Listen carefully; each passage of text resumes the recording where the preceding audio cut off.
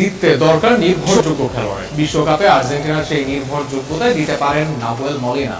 2022 সালের পর 2026 সালেও আবারও জাদু দেখাতে প্রস্তুত এই ফুলব্যাক।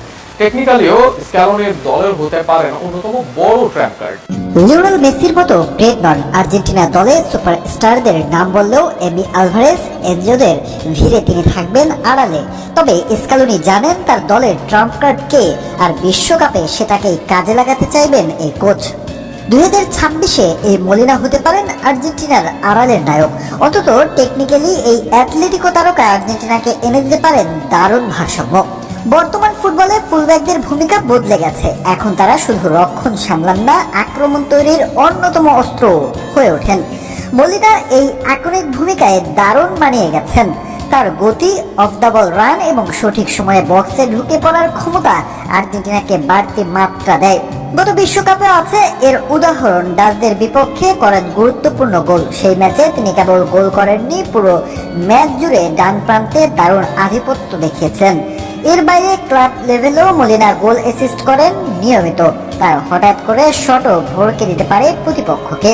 মলিনার সবচেয়ে বড় শক্তি হলো তার ভারসাম্য। অনেক আক্রমণাত্মক ফুলব্যাক রক্ষণে দুর্বল হয়ে পড়েন, আবার অনেক রক্ষণ ভাগের খেলোয়াড় আক্রমণে প্রভাব ফেলতে পারেন।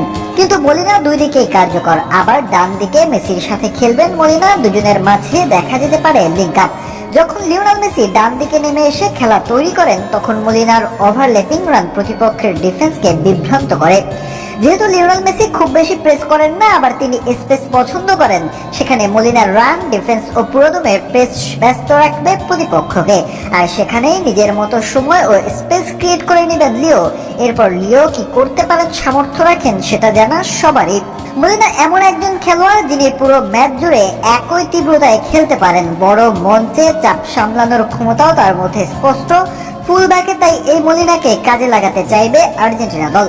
ফুটবল ইতিহাস বলে, বড় শিরোপা জিততে শুধু সুপারস্টার নয়, প্রয়োজন নির্ভরযোগ্য সৈনিকদেরও। আর সেই জায়গায় নাহুয়েল মলিনা হয়তো আর্জেন্টিনার পরবর্তী বিশ্বকাপ অভিযানের জাদুর কাঠি হয়ে উঠতে পারেন।